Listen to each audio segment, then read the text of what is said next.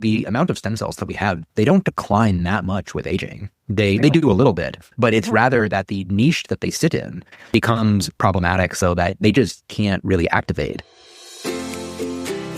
Welcome to the Inspired Living with Autoimmunity podcast, the podcast for high achievers who want to stay sharp, focused, and full of energy despite their diagnosis. With your host, National Board Certified Functional Medicine Health Coach, Julie Michelson, where Julie helps you take your power back from autoimmunity. And now here's your host, Julie Michelson.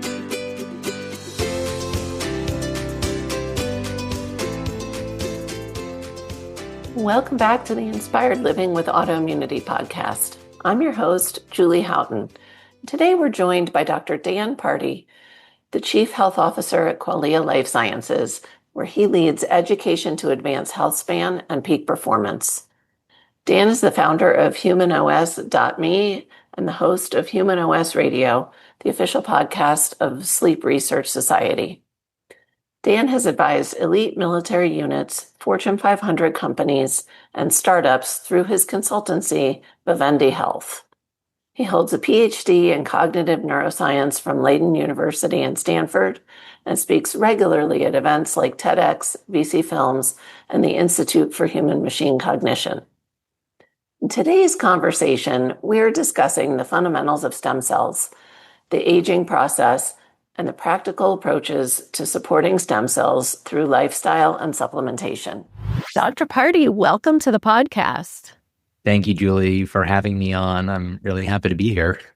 I'm so excited for our conversation, and listeners already know that I am a huge fan of Qualia and have yet to meet a product that I didn't add to my arsenal. How you're fairly new to the Qualia team. Yes. Tell us a little bit about yourself and how you came to become a member of the team, and not just a member, but the health officer. Yeah. So I've been at the company at this point for a little more than a month, but I've known the company for a long time and I've admired them. I met some of the founders way back in the beginning at a conference. And it was actually an after party of the conference that was at a friend's house. And Wim Hof was there, Andrew Huberman was there, other folks. And it was really fun and casual. And it was probably one of the best networking events that I've ever been to at a conference because it just felt so real and people were really getting to know each other and hanging out and chatting. In fact, Wim Hof was chasing my, at that time, 2-year-old boy around the house.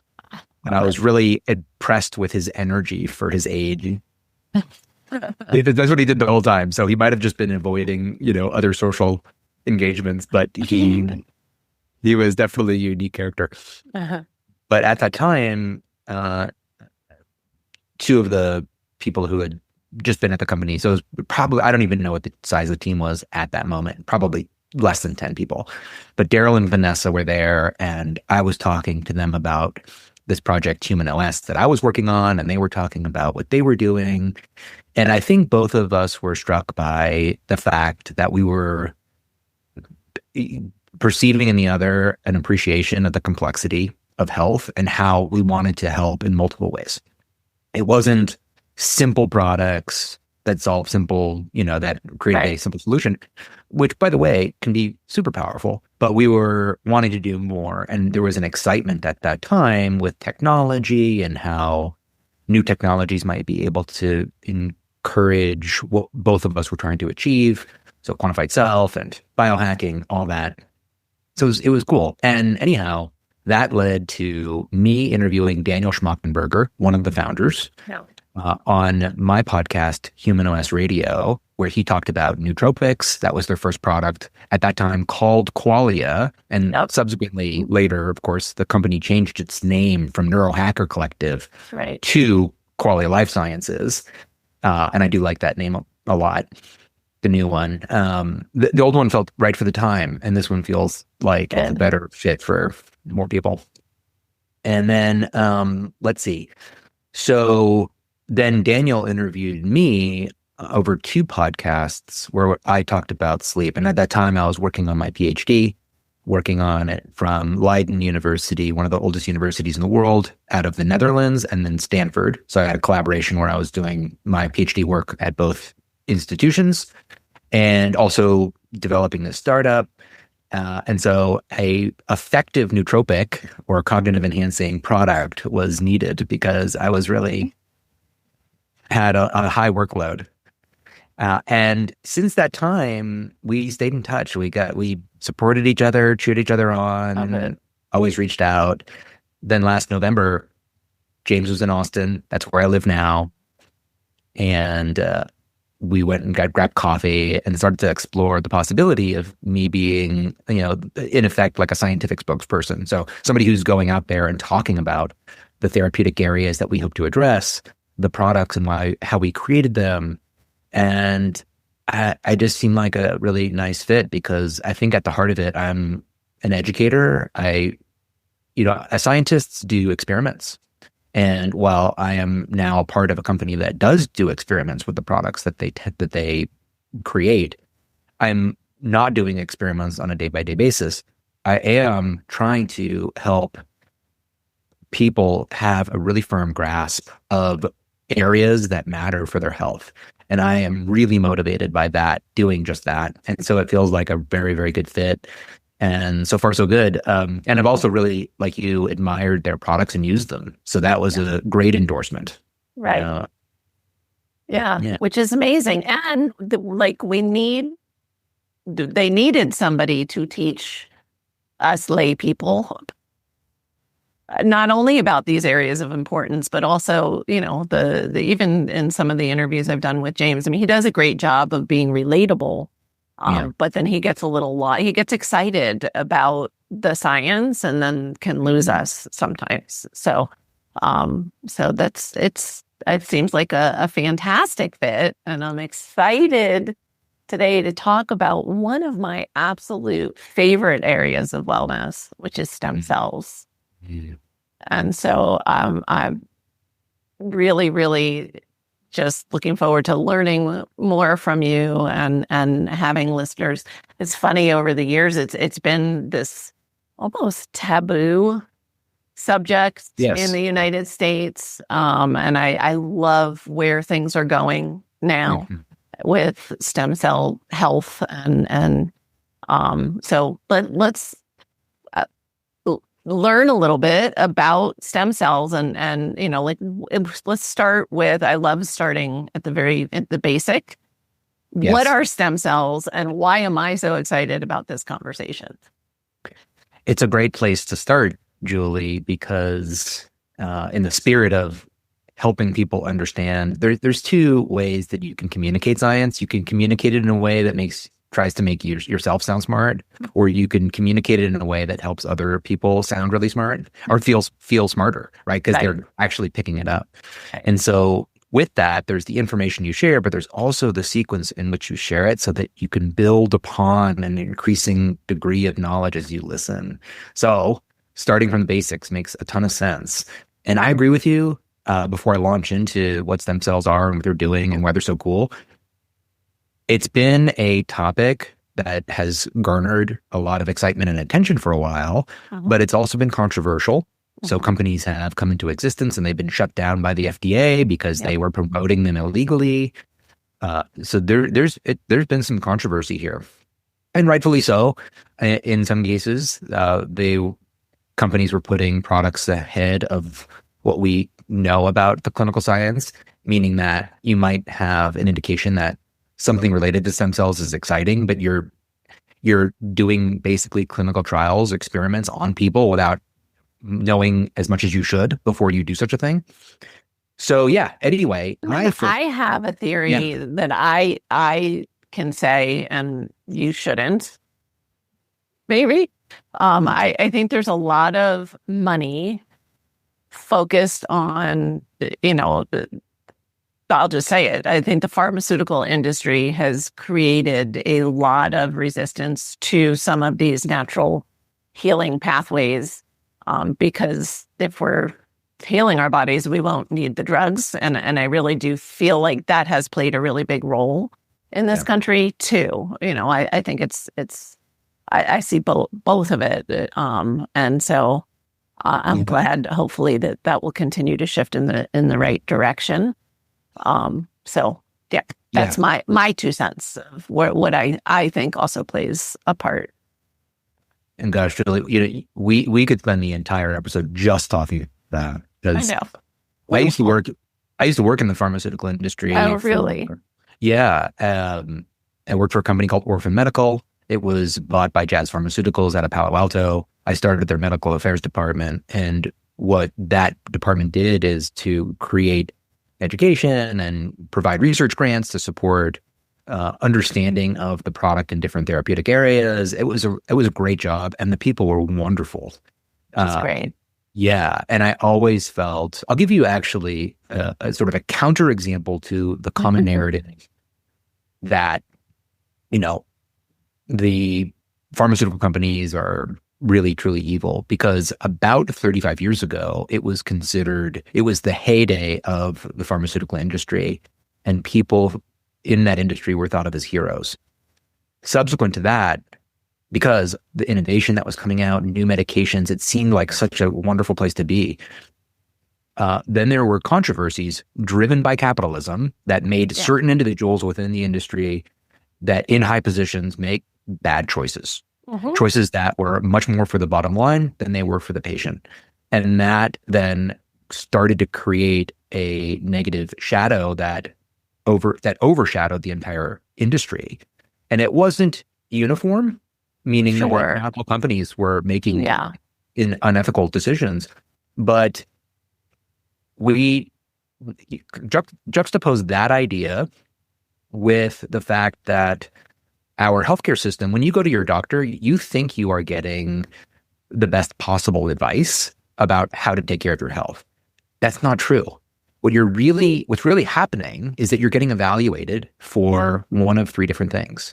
Referral to a specialist. Should they go to someone else if you're, like, let's say, the primary care doctor? Should we get another diagnostic on you to find more information? And then whether or not you are appropriate for a particular drug or drug combination. Sure. That's it. Yeah.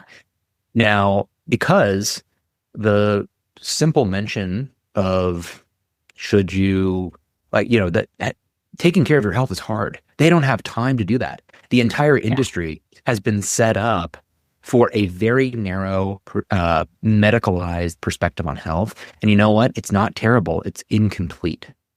And so the incompleteness of this has then also created a lot of negative perspective about the medical system, because we've thought of them as almost the entirety of our healthcare. And but very smart people, who are in society that are just trying to take care of themselves, everybody recognizes this is not everything.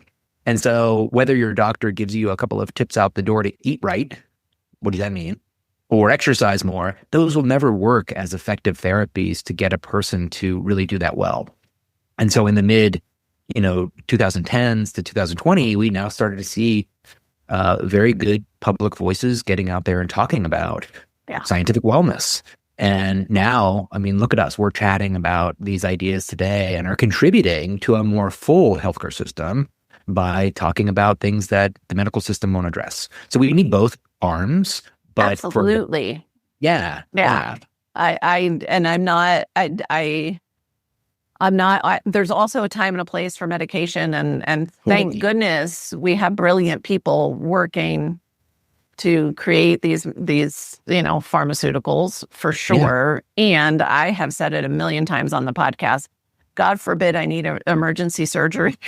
Like, I'm going to the Western system because for acute care, hands down, that's what the system shines with. And then there's a reason why we have a functional medicine clinic where we can spend an hour with a patient and, get underneath it. So I've taken us way off track. Want to steer us back because I didn't mean to bash. I just do think there is some resistance to some of the more natural tapping into the body's natural ability to heal. And so with that, what are stem cells?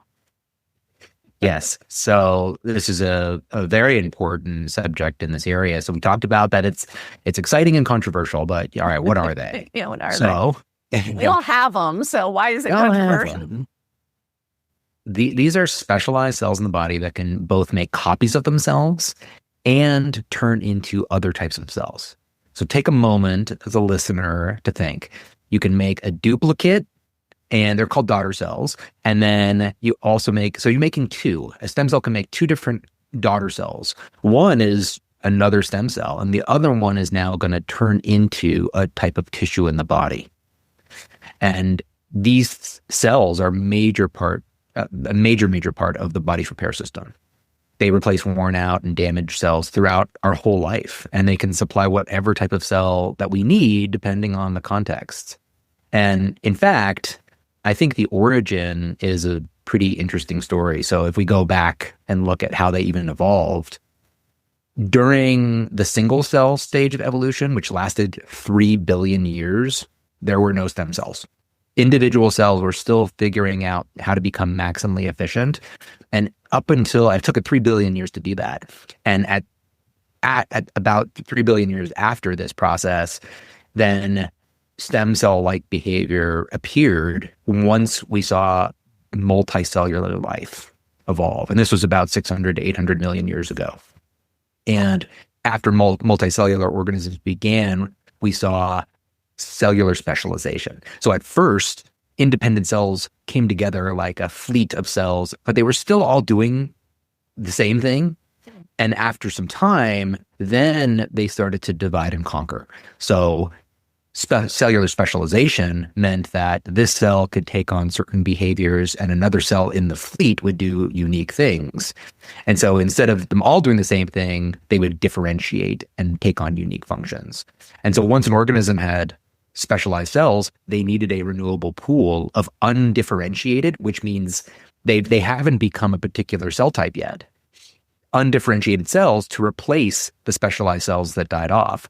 And that is where stem cells emerged into existence. And so this concept is ancient, and they are basically an evolutionary tool to manage complexity of living systems.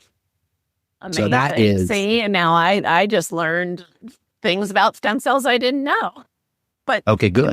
It makes a brilliant sense. I know. Yeah. I love looking at the origin, really into evolution and trying to understand from the beginning, why did these things come into existence in the first place? Right. And that actually transcends just the stem cells, really, for all things in biology. But seeing that history is pretty cool in my mind. Yeah. Well, and I like logic brain, so it makes perfect sense. Of course, it's like we're not walking around with reserves of all of these types of specialized cells that we have. It's brilliant, right? Like nature is brilliant. So, completely. And then if you look at stem cells, there are different types based on their potency. Now, potency is a word that describes what they can become. So as you move down potency categories, the number of cells that they can become will narrow. So there's 5 main categories of potency, and they are totipotent and pluripotent. So you might have heard pluripotent before if you've been anywhere near the stem cell space. And essentially these two categories are pretty close to the same. They can form all cells in the body. There are some important differences between them, like, an embryonic stem cell is an example of a pluripotent cell. But so for all intents and purposes, we can think of those two in the same way. But you'll hear pluripotent discussed a lot more. And then you have multipotent, oligopotent, and unipotent. Those are the 5 categories. So multipotent cells can become multiple types of cells, but only within related lineages. And an example is hematopoietic stem cells. So they generate many different types of blood and immune cells across these different lineages called myeloid and lymphoid. Myeloid lineages produces red blood cells and platelets, monocytes, macrophages, and also granulocyte-based blood cells like neutrophils, eosinophils, basophils. So you can see these bone marrow derived hematopoietic stem cells are now creating blood cells, right? Things that you can go measure on getting your blood done, blood tested. And then they have the lymphoid lineage, and they're making B cells, T cells, natural killer cells, excuse me. So those are in the immune system, right? So we have, that is how these multi-potent stem cells can't make everything, but they make certain lineages. And another example of that, which you do hear a lot of multipotent stem cells, are mesenchymal stem cells, or MSCs. And they can become various forms of connective tissue. So like bone, cartilage, fat, and muscle. Those two are used in clinic often, and they're probably the two types that you hear the most about.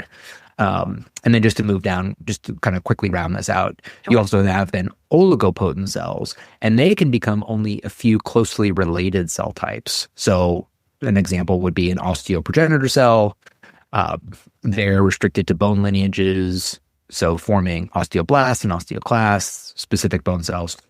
And then lastly, you have unipotent cells, and they can only become one type of cell, but they can still self-renew. So an example would be a muscle satellite cell.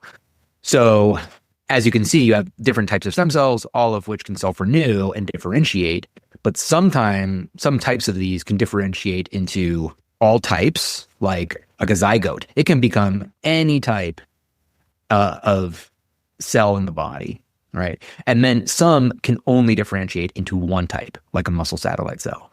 So that is that's basically what how we define them, is by their potency, and then we can think about how do they even differentiate, like.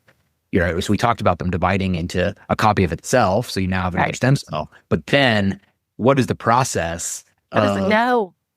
Yeah. How does it know what to become? And that is actually really cool. So, stop me if it gets like, you can ask questions along the way. I need to see how things connect. Like if it's a bunch of random information, it's hard to make sense out of it. But if you can really see the cycle of it, then it actually makes more sense. Sometimes more detail is better. Yeah. Build the picture. Yeah. All right. So differentiation. That is the process of a cell becoming a specific tissue type, a specific cell type that would be in a part of a tissue. Think of it that way. All right, so how does it happen? It's triggered by external cues, like growth factors or cytokines, signals from the extracellular matrix, even physical forces can drive this. And then these cues will activate these signaling pathways with funny names like Wnt, Notch, or Sonic Hedgehog. These pathways, by the way, are 600 to 800 million years old. They were there at the very beginning of when stem cells formed. Okay. So these ancient pathways, they've been around, and what they do is they will trigger biochemical cascades. So the external forces like growth factors will trigger these signaling pathways, which could cause a cascade of biochemical effects inside the cell. Wow. All right, so we piece that together, right? External forces, signaling pathways, internal changes. And then one of those internal changes is they will influence transcription factors inside the cell. And a transcription factor is a protein that then binds to specific DNA sequences to turn genes on or off, and thereby controlling which proteins a cell can make. So remember, every cell has all of your DNA. It could become anything, but you don't want to make every single protein that that your DNA blueprint could possibly make. And so this is the process where the cell starts to become something specific, right? So triggered by these external cues, like the growth factors, activating signaling pathways like Wnt and Notch and Hedgehog, and then you have the specific activation of these transcription factors that will then shape the cell's identity. Wow. Yeah. And then once this differentiation starts to occur, there are epigenetic changes. Now, epigenetics sit above the DNA that stabilize the cell's fate, right? So unused genes are silenced, right? We don't want to have a muscle cell become a neuron. Right. And that will further lock in the identity of the new cell. And all of this is then reinforced by these biochemical loops that maintain the chosen lineage. A lineage is what is going to become, and then suppress alternatives. And so like one example is in muscle differentiation. So there's a transcription factor called MyoD, and that turns on muscle genes like actin and myosin, which is a part of the muscle tissue.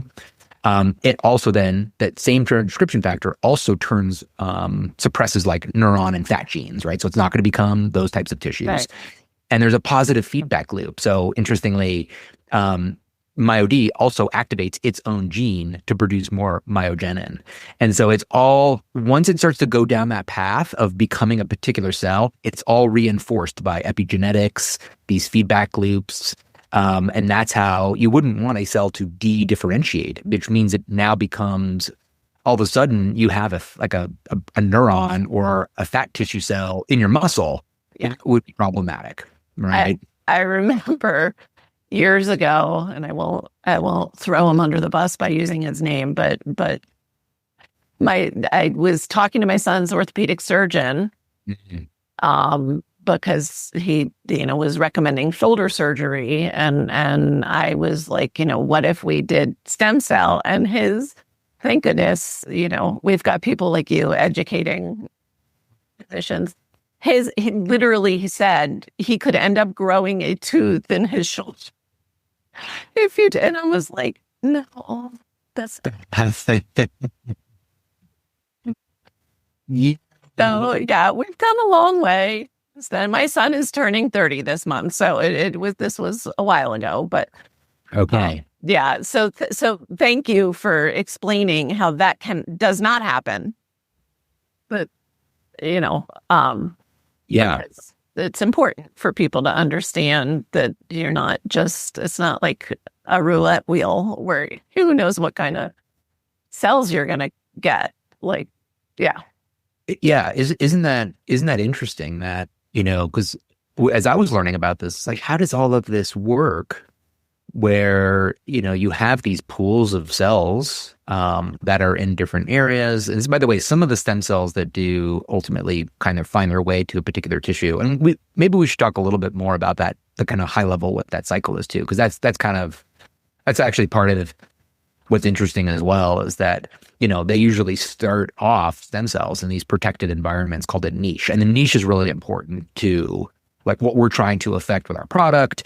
In fact, Irina Conboy at UC Berkeley is somebody that I had interviewed years ago, and she's done a lot of really cool work in stem cells. And she says, the amount of stem cells that we have, they don't decline that much with aging. They do a little bit, but it's rather that the niche that they sit in becomes, we'll call it toxic. It becomes problematic so that they just can't really activate. And so they're there. And yes, there are some changes and there is some decline, but the niche is really important. So, okay. So these stem cells they're sitting in their niche like bone marrow. And then they're receiving these signals from their neighbors. There's adhesion molecules that keep them in place, soluble factors. All of those keep them quiet. So they're sitting there and they're quiet. Don't bother them. Waiting. They're not needed yet. Yeah. When they are needed for repair or to make new cells, then growth factors like granulocyte colony stimulating factor or GCSF or GM-CSF, which is granulocyte macrophage colony stimulating factor, those will activate the stem cells. So they're resting, then they're woken up by certain growth factors. And then these enzymes and signaling proteins kind of loosen their grip on the niche so that they can enter circulation. That's all. So now they go from sleeping to woken up, and now they're going to mobilize, right? And that's this cascade. And they don't just wander aimlessly, but they imagine now, picture yourself as a stem cell, and you've entered into circulation. They follow a scent trail that is made by chemokines. And a really important axis is called the CXCR4 SDF1 axis. So SDF1 is like a beacon. Picture that scene in Jurassic Park, the first one, where he was holding the flare to try to get the T-Rex away from him, right? And he's running to try to like save the child. So think of that. That is SDF1. That's in the bloodstream. It's a chemokine. And then CXCR4 is a receptor on the stem cell. All right. So that is helping it's helping it find where it needs to go by following this beacon. And once it gets close, adhesion molecules like L-selectin and integrins, they slow down the stem cell and they help it stick to the vessel walls nearby and then move into the right tissue. So if, let's say you damage, your ankle, how do we get new tissue there?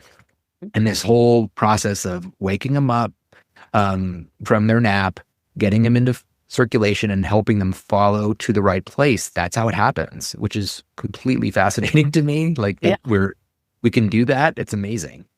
And then once inside the tissues, that's where stem cells receive local cues, like the growth factors, like I mentioned. And those could be things like VEGF or NGF that then give further direction to then create the signaling cascade, which triggers the transcription factors.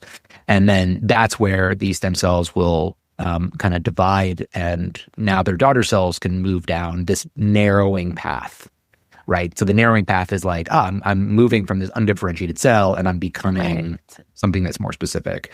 So the other daughter cells, like the one that the mold of clay, that can become anything, they can actually, not all of the stem cells will leave the niche. They can remain behind and they can do this self-renewing process to keep the cycle going.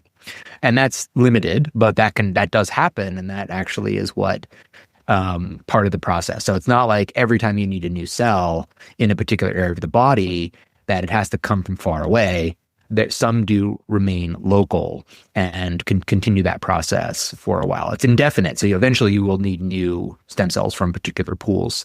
But yeah, that's an interesting way where that happens. So hopefully that's, illustrative of like how it's all working. They sleep in niches, they're activated, they travel along these chemical trails, they settle into the right spot, and then local instructions reprogram into the right tissue, and it's all tightly choreographed. So that is basically how they're working, which is amazing, and why we think of them for healing and repair. It's because that's how we heal and repair. Yeah, exactly. So you mentioned that as we age, we may lose some of our, we may have less than we had when we were younger. Yeah. How do we support, optimal health when it comes to stem cells healing and repair? I kind of think of like to counteract the what we think of as aging, which we tend to think of as decline, right? And we don't want to decline. Yeah. So the broader, the idea of what happens with stem cells as we age it's called stem cell exhaustion. That's what we refer to it as. Okay. And it's basically a decline in their ability to self-renew and to generate functional cells. So we have these stem cells, but they just can't do their job. And that does happen as we get older. And this impaired tissue repair, it's why it's considered one of the 15 hallmarks of aging. The hallmarks of aging, for the listener, if you've not heard of them, this is some work that was done in between the 2010s, 2020s. It started there to try to catalog what are all the different effects that we see during aging. And a lot of folks will think of them as the causes of aging, but they're probably, I would say, proximate consequences. Yeah, for sure. Yes. And I will highly encourage listeners to James Schmachtenberger and I we went through the hallmarks of aging. I know that this is like Qualia's mission in life is to support us with all of that. And so if you guys want a deeper dive, for sure, check out some of the past episodes on that as well. Yeah. But that's why we're here, right? This is why I have the podcast. I know when I was diagnosed in my early 30s with rheumatoid arthritis, I was told I could not heal, like, period. Yeah. That it's not healable. Yeah. Not true. Mm. So, by supporting different systems and including, stem cells were a part of my healing journey as well. And so that's why I'm so excited that we're now in a place where we can talk about these things, and there are ways for the everyday person to support their own stem cell health and their ability to heal. So, Julie, do you mind if I ask how stem cells have played a role in your healing journey? Yeah, I had already made the lifestyle changes. It was already healing and improving, and was fortunate enough to be able to, have an autologous stem cell treatment. So my stem cells. So again, I was already, in my 40s, maybe even my 50s, probably my late 40s. So I was, these were not baby stem cells; these were mine. And I did basically just right back in as IB, and it really did. Just boost, kind of got me past where I felt like I won't, looking back, I think I was plateaued. I don't want to use the word stuck. I was probably at a little bit of a plateau, and it was just kind of that final put of, and again, they were in there already, right? Yeah. Sleeping, waiting. And so, we did a little, added some exosomes for signaling as well. So, but that's not something even back then that was available or affordable for most people. And what I have learned as I get wiser is sometimes the day-to-day things that we do have a bigger impact. And so when there's something like a supplement that we can take to help the body do what we want it to do, to me, that's gold. Yeah, me too. It's one of the reasons I was so interested to join Qualia, because, as a scientist, I love sharing information about different topics. But the idea of baking a lot of that wisdom and knowledge into a product that is really easy for a person to take, just means that more people can access and benefit these a lot of really good science. And I always support a healthy lifestyle. You can think of supplements in like two different ways. You can think of them as a crutch that people use, and they're going to continue to smoke and drink and just do things that are not healthy. Right. Okay, well, in that particular case, maybe they are still helping, but I actually think of them more not like a crutch, but a catalyst, because we have more what it'll promote is convergent behaviors. You're more likely to then, if you're already taking some action to promote your health, you're more likely to take other actions that support your health too.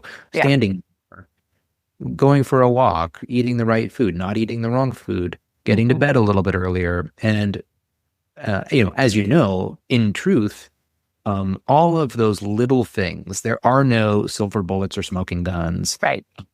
It's really the sum total of numerous, many, many different lifestyle factors that come together that create an environment inside your body that then enables better health to occur.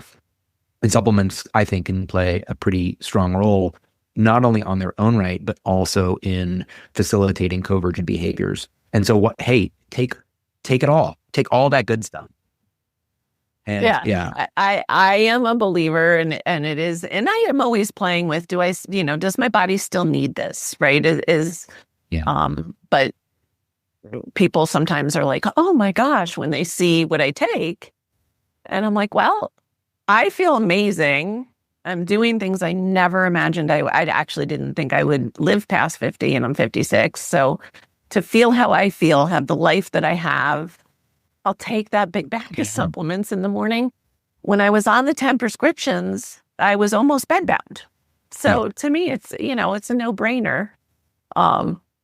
Share with us. So now that we have this picture of what stem cells are, their role in the body and kind of how they work, let's talk a little bit about Qualia stem cell and how incorporating that into your routine can support those hallmarks of aging. Yeah. So to start, I want to mention a few other areas that are related to stem cell exhaustion, because these are then the areas of opportunity, if you will. Gotcha. Sure. Yeah. So what are the drivers of this stem cell exhaustion? And a major one is chronic inflammation. And so when we were talking about all the numerous things that you can do, like going to bed on time and eating the right food, all of that, all the stuff that sounds like platitudes and boring, but we acknowledge it works, but it doesn't excite us. Interesting way to think about it. It excites me, but yeah, I'm a nerd. Yeah, it excites me too, particularly when you uncover the details. So like, eat the right diet is a very, it's platitudes, but like, of course, there's so much interesting wisdom in there. And the same, it's like, sleep and exercise and how you are inhabiting space in the world on a day-by-day basis. What is your pattern of living? But the important part is that each one of these little areas creates an opportunity to create more homeostasis with your inflammation. And remember, inflammation has a negative connotation, but what we really care about is inflammatory balance, because inflammation is playing critical roles throughout the entire fleet of cells that make you up, it's a part of a signaling system that we need. Chronic inflammation means that the best way to think of chronic inflammation is that the volume of my voice when I'm trying to communicate to you, you can hear it now. But as you get older, it's like going deaf. And now I have to talk louder in order for you to hear. That's chronic inflammation. The signals have to rise in order to try to maintain efficacy in doing their job. Yeah. And we can actually do remarkably well into, past our 40s, 50s, 60s, even to our 70s and 80s by realigning the body into an environment, that's the sleep, the exercise, that is going to help to promote inflammatory balance. So it's super, super important. And that is a big goal of what we're trying to do with the product, of course. But then, things like generating too much oxidative stress, all of that stuff ends up creating that situation that I mentioned previously where the stem cells are there, but they just can't be activated. Yeah. Okay.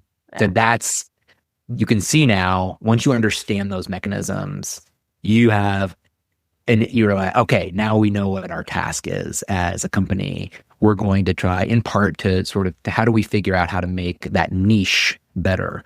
And I could go through, I think it would probably be too much for today, but all these different ways specifically, like diet, exercise, sleep, circadian rhythms, temperature exposure, cold and hot, sauna, cold exposure, light. I'm fascinated by light. Yeah. Yeah. I gave a TED talk on that. It was more on the circadian effects of light, but red light is a whole other subject. Hyperbaric oxygen, that's moving more into like the medical therapies, but that essentially what that does is you put your body into pressure that is higher than barometric pressure. So it's like it's like going under the water. So they measure it in what are called atmospheres. That has very interesting effects on signaling stem cells to regenerate. I used hyperbaric to recover from a significant head injury in 2020. Okay. And so, I'm a believer. So, I mean, there's all these things, right? And we can't all do all of the things all of the time, but Yes. like you said, what are you incorporating? But everybody can incorporate sunlight. Everybody can, there are things that are free that we can all do on a daily basis as just part of our wellness routine. So you're right. It is overwhelming at times to think about all the things we have to do. You could think of it as, like you look at some opportunity. An opportunity. Look at people like Brian Johnson, who's dedicated his entire life to testing and therapies. And that can put so much pressure on people that they feel like giving up entirely. Yeah. And I really do think, a lot of that stuff is fun. I found functional medicine via biohacking. So I love it. And we have gadgets and all kinds of fun tools, but we don't need those tools in order to create just really good daily routines that support our wellness and our inflammatory balance. So, I have a 4-panel Juve red light device in my closet. Mm-hmm. Now, I could go outside every day and get an equal amount or more joules of red light from the sun. Right. Why do I have this super expensive device in my closet?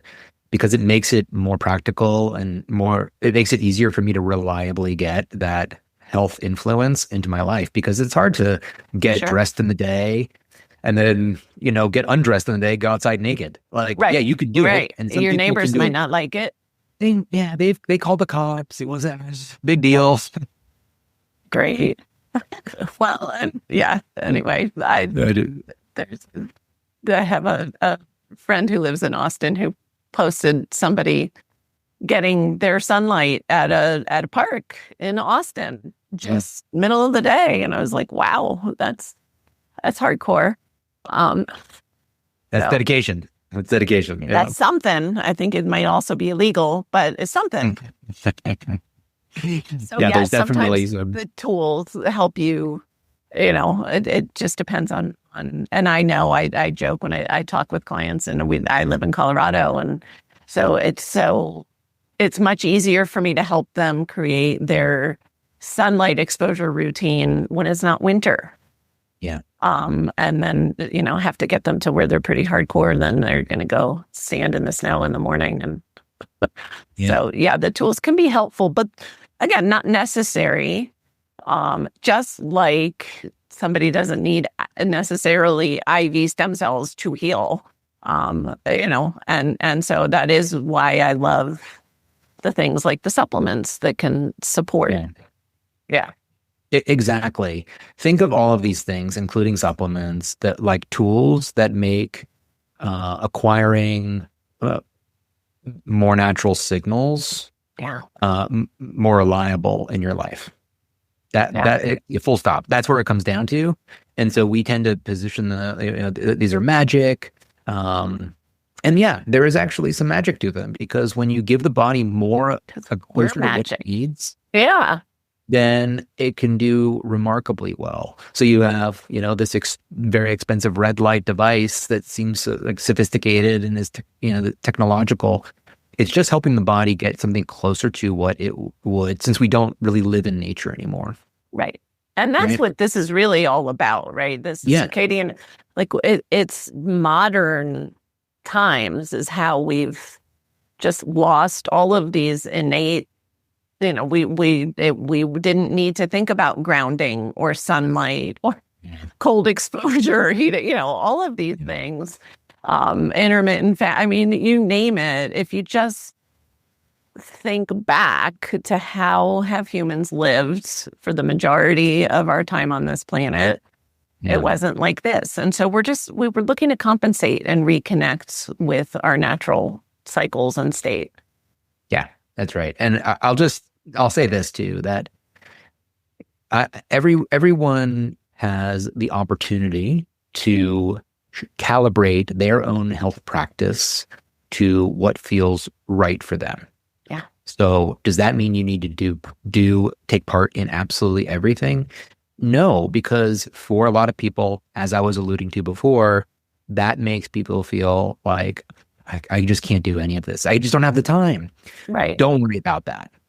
Just do the things you can do that feel good. Shape your own health practice in a way that feels healthy, that feels that fills you up. And if you can add, there are times where maybe you can't do all of it because of time pressure or money or whatever. And there are times where you can do more. Just do your best. Feel good about that. Yeah. Yeah. Absolutely. I love it. Okay. Really good advice. Yeah. So to go back to the stem cell product and how we create a lot of formulas focus on a single dimension, like mobilization alone. So we talked about that, right? They're resting in their niche and then they got to get out into the bloodstream and go find their target. We built stem cells to increase the availability of stem cells, but also to improve how they function once they are active. And so that is like really looking at the full cycle of how stem cells operate. And they do operate in cycles.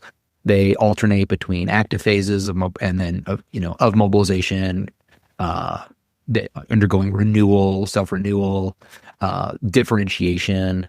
And so we created this 4-day protocol that sort of matches the rhythm and prevents exhaustion by balancing activation with rest. That's not how the body works, which is to constantly pump out new cells.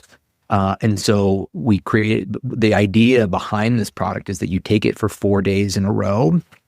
It supports a lot of aspects of the stem cell cycle. It does promote mobilization, but it also is going to help them home. Homing is the term that is used to help them find their targets. Where do you need new tissues? And then to support the whole process of differentiating into healthy functional tissue. And I think that is why this product is so revolutionary. In fact, in my mind, you could use this product without ever getting any medical stem cell injections. But if you were to do that, I would especially use this product because we also want to support, think about it. If you get stem cells, so autologous stem cells out of your own body, you can take them, out of bone marrow, out of the iliac crest, or out of fat tissue, which increasingly is being used. And then you concentrate them and you put them back into the body, right? That, in a way, part of what our product does is help to mobilize the stem cells that you have. So now you have two situations where you have increased stem cells in the body. And typically what people will do is they'll put them into the specific area where they have need, or you can do IV, and that's going to, go throughout the whole body. And there's some interesting innovations there, particularly with Muse cells, which we may or may not have time to talk about. But anyway, the science is advancing. Yes. But then you would want to support, especially if you're paying for an expensive stem cell therapy, you really want to support maximal efficacy. Absolutely. So you can use our product with or without, getting stem cell injections. In fact, so the idea is that you use it once a month, 12 times a year. And then, it actually works really nicely with our senolytic product. And the way that one works is actually to clear out what are called like zombie cells. So senolytic cells, real quickly, they are cells that have partially died. They're not fully dead. They're using resources and they're spitting out a lot of inflammatory substances, over 120, into the surrounding niche. So remember we talked about how inflammation is the key driver of stem cell exhaustion? Well, as your body ages, you develop more and more senescent cells. And the reason why senescent cells, it's actually adaptive. The reason why senescent cells send out all these signals is to tell the immune system, hey, there's an issue here. Yeah. Send molecules to clear it all out. But as we undergo thymic involution, our immune system decays and ages, we develop immunosenescence. The immune system is not as good as it was before at doing its job. Yeah.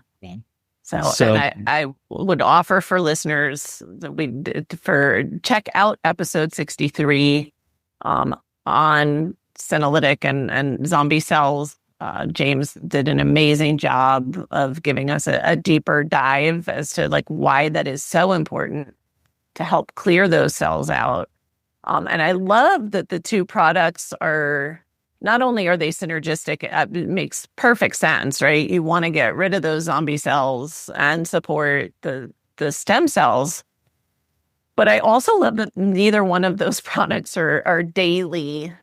Like, they're, how is, and then I will circle back to Qualia stem cell, but so Qualia stem cell is 4 days. Yep. How do you use, if you're using both products, which I am, so I want to know. Yeah. What's the best way as far as when, like, I take senolytic the first of the month, just so I remember to, I have a time, right? So I remember, so that's my routine with that one. Is there an optimal, like, how far apart to take them, when to take them? Yeah. We have theory on how to do that now based off of what we know about the science of the individual products and how they work and some of the pharmacokinetics of debris clearance, et cetera. But we also are going to put this to the test. So we're in the ideation stage at the moment to look how to combine, for a study, to combine our products. So the latest thinking in general is that once a month, you would use the 2-day senolytic product. So it comes in a package. There's 1 day, 2 days. It's a combination of a variety of different compounds that tell a zombie cell to actually die. Yeah. That's what you want. And that helps to clear out. And these are natural compounds like flavonoids. And so what you do is you look at different vulnerabilities of those cells, you target them, and you create synthetic lethality. So you're actually doing it with multiple mechanisms, and it causes them to go into apoptosis or cell death. And then the debris can be cleared. But for a period of time, at least 24 hours, you're going to actually see some more damage markers. So the idea is that you do 2 days of the senolytic product and then wait at least 1 day, and then you do 4 days of stem cell. And that's going to promote renewal. Okay. Greg on our team, who is our chief product formulator, chief product officer, he also is doubling his dose of our NAD product during the 4 days of, and then going back to the normal dose, and for the rest of the month. So that product is something that you take every day, NAD, right? And then these other two products, senolytic and stem cells, those you take once a month, and ideally you would take them in this fashion, where you do senolytic first, then stem cells, and that is a very advanced health span augmentation protocol. And I'll say this, that because the hallmarks of aging are numerous and distributed, there isn't a single source of aging in the body, that all future solutions will be multi-pronged. You will be using different products at different times to do different things. And so, the most advanced right now from us is what I just mentioned. So those 3 products taken in that sequence. Yeah, which is amazing. Thank you. It was a little selfish of me. I wanted to make sure I was doing it right. Oh yeah. Which I think is amazing. So Qualia stem cell is your pre-sales right now, right? It's not totally available. That's right. But by the time this airs, hopefully it'll be coming. And I want to highlight, because again, I'm such a fan of the company and the products and the humans in the company. If you are on the beginning of your healing journey and you haven't even started with the other things we were talking about, diet, sleep, sunlight, and lifestyle stuff, this is not going to, if you're in the fast food line every day, this isn't where you start, I would say. Yeah. I'm certainly not going to hurt anybody for sure. But I mean, I think again, as we up level and which happens on healing journeys, right? First, we just want to feel better. And then it's like, oh, and now I want to feel better, best. And so, I'm not discouraging anybody from, but it's not a step one in improving health. Because in my mind, then it's still an uphill battle inside your body if you're not doing other things to help reduce that chronic inflammation. Yeah. And what I would say is that you don't have to feel like you have to do everything right, that this can fit in, and it also can promote convergent behaviors. But if you're simply, frankly looking for something to serve as like a vaccination against bad diet, then that's going to probably get less results. But still could be beneficial. But, you always want to try to line them up and just do what you can, right? Yeah. If you're traveling a lot and it's hard to eat right, just do your best. And, those are the times too. There's like, okay, then maybe you are, up leveling your supplements because, I'm always we're always adjusting, right? As humans, and life is not the same, thank goodness, day in and day out. And so even those of us that have a really dedicated health routine, it needs to shift sometimes. Yeah. And so, I think that's amazing. And so I love this idea. I think of talk about really simplifying and not being a scientist. I think of the senolytic product as like the broom. Like I want to get rid of those cells, and you guys always are ahead of the curve, I feel like, and then there's all these other, I think nobody does what Qualia does as far as really creating these synergistic blends in their product. You guys aren't just bringing like an ingredient. I remember when we were talking about magnesium, because I was like, oh my gosh, there's a million magnesium products. I'm sure that means you're doing it better. Let's learn about magnesium. So yes, same thing. And so, I'm super excited for the stem cell product to be widely available for everybody. Me too. And where's the best place? And I know listeners are going to get a discount using code JMCoach. But where is the best place to A, find out more about the product, B, get the product? Yeah. So I would, go to our website, qualialife.com. You can find the product there. And then you can set up a subscription where you receive it at a particular time every month. What I would also suggest people do is in their calendar, put in a recurring event for when they take Senolytic. So then they're going to get it in the mail. They're going to know that Saturday and Sunday, the second Saturday, Sunday of the month, they're going to take Senolytic and then put stem cells into their calendar for Tuesday through Friday. And then have that be recurring so that it's on your calendar and you see it. That simple trick makes a huge difference. And what's nice about subscription is that you're just going to get it in the mail. You don't have to go and reorder. I forgot to order it this month. Now I'm behind. All of those little things, those little details, completely can throw you off and get you out of your routine.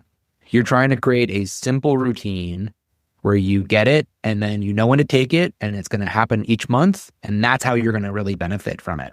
I'll say one other thing is that because stem cells are influencing hematopoietic stem cells, which not only affect various markers of, blood cells, but also your immune system.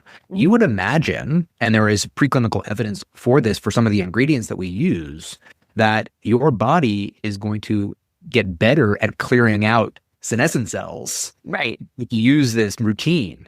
So you are truly, theoretically elevating your health span, which is the extension of a higher level of health longer into the lifespan. And that's exactly what we're looking for. We're not curing aging. We're not looking to live to 190 years old, but we are looking to feel younger much deeper into our life, into our actual lifespan for whatever that is. So that is the strategy that I follow, which is why I feel really good about promoting it to others and like the rationale for why. But you can now see how all of these products are actually reinforcing the other ones, right. And they all are playing a really important role. Because we're integrated humans, and you guys are looking at us as such, and not just, picking an organ system and targeting that one. And so, so amazing. Dan, we're at the point where listeners are leaning in because they know I'm going to ask you for one step that they can take starting today to support that health span. It could be anything. You could have already said it, anything. Yeah, sure. So let's see. The first thing that comes to mind, I will say, we've mentioned this multiple times. There isn't a silver bullet.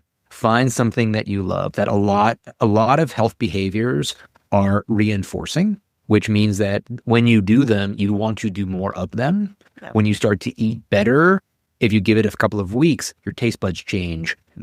Your composition of your bacteria in your gut can change, and it can reinforce. It can make that food taste even better than before. Right.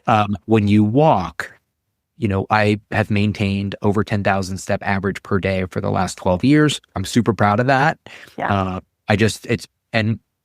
It's also my mental health routine, getting out there and going for a walk. So allow your own ambition to shape your behavior. Like, prioritize it. Like, try walking. If you don't want to do, if you can't do 10,000 steps, don't let that get in the way of you going from 5,000 to 6,000 steps. Right. Because you can almost imagine that the value of the steps doesn't start at 10,000. It actually, each step you take gets less important. Is that weird? Yeah. Because when you go from, let's say, 2,000 steps a day to 4,000 steps a day, enormous, the steepest benefit that you can occur. So find your goals, have fun with them, let them, fill your life, and then, keep learning. It's a lifetime challenge that we have, and and the more that you lean into it, the easier and more fun it becomes. Make it fun. Yeah. I love that because if it's fun, you'll keep doing it. And like you said, then you get into this loop where it's reinforcing itself, and then you're looking for the next thing, or you're adding more steps, or you're, so I love that. And I can't encourage listeners enough, like, go to qualialife.com and get the subscription set up. And again, such great advice to just set the recurring reminders. Because just take the band, like, get your bandwidth back. Then you don't have to think about it. And, did I, and when am I going to take it? Just make it easy. Make it easy. And then make it fun. So I love that. Yeah. Make it easy, make it fun. I like that. It's become a new catchphrase. Dan, thank you so much for your time, your expertise, your sharing your knowledge with us. I know you had a lot more you could have shared. And we'll let listeners chew on this one, and then hopefully we'll get you back in for another conversation. Oh, I'd love that. Yeah, I mean, each one of these subjects you could go on for, hours and hours, if not days. But hopefully people picked up some valuable tips. Oh, for sure. Yeah, deeper understanding and even some clear ideas about how to take advantage of this cool science. Amazing. For everyone listening, remember you can get the transcripts and show notes by visiting inspiredliving.show. Hope you had a great time and enjoyed this episode as much as I did. I'll see you next week. Thank you for listening to Julie Michelson's Inspired Living with Autoimmunity. Did you enjoy this episode? Please like, share, and subscribe wherever you listen to podcasts. If you'd like to get a transcript of this and every other episode, just head on over to inspiredliving.show or click on the link in this episode's description. There, you can also find everything we discussed in this episode, including links and information about our guest. You can even send in your questions to be answered by Julie in a future episode. That's inspiredliving.show. Until next time, this is Julie Michelson's Inspired Living with Autoimmunity podcast, helping you take your power back.